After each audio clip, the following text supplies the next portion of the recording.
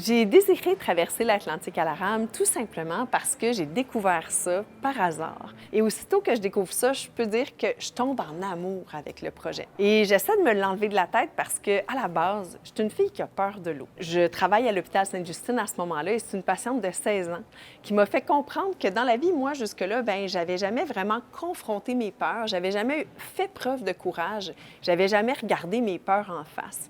Et c'est suite à cette conversation-là que j'ai trouvé ma motivation, la motivation de dépasser mes propres limites. Si j'avais pas eu peur de l'eau, je pense que je me serais pas lancée dans ce défi-là. Ma traversée a duré 129 jours. Donc, 129 jours, c'est 4 mois et 6 jours. C'est quand même assez long. J'ai pas ramé pendant 129 jours. J'ai ramé peut-être pendant 75, 85 jours, on ne sait pas exactement. Parce qu'il y a certaines conditions qui étaient tellement difficiles. Pendant une journée, je pouvais ramer seulement 3 heures. C'était pas possible de ramer davantage. Il y a des jours où est-ce que la mer était tellement belle, les étoiles étaient tellement belles, je pouvais même pas m'arrêter de ramer la nuit. Parfois, tellement j'avais du plaisir. Quand les vagues étaient parfaites, là, le bateau surfait sur les vagues, ça me donnait des sensations extrême, super cool, j'avais du plaisir. Alors, il y a des jours où j'ai ramé 18, même 19 heures de suite, en prenant des petites pauses, c'est tout. Il y a un moment durant mon aventure où j'ai pensé abandonner, c'est au sud de Terre-Neuve.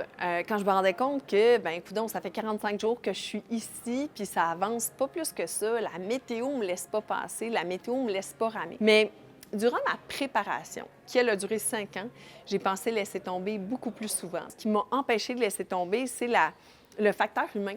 C'est de me dire que si je laissais tomber, je ne pourrais pas remercier les gens qui m'ont aidé depuis le début. Et une autre chose qui m'a aidé à ne pas laisser tomber, c'est de découper le projet en petits morceaux pour que je puisse prendre une petite bouchée à la fois. En fait, c'est le plus beau moment de toute ma vie. Alors après la tempête, l'ouragan Umberto, j'avais brisé plusieurs pièces d'équipement durant cet ouragan-là. J'ai chaviré 3 fois et mon équipe a essayé de me trouver un nouveau téléphone satellite pour pouvoir communiquer avec eux jusqu'à la fin du projet. Donc, ils se sont dit, on va essayer de trouver une solution et ils ont fait appel à un bateau, le Queen Mary 2.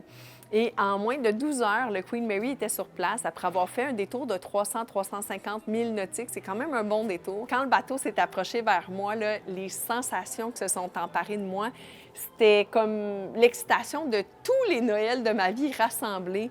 J'ai encore des frissons quand j'en parle aujourd'hui. Je ne sais pas si vous voyez, là, j'ai des frissons.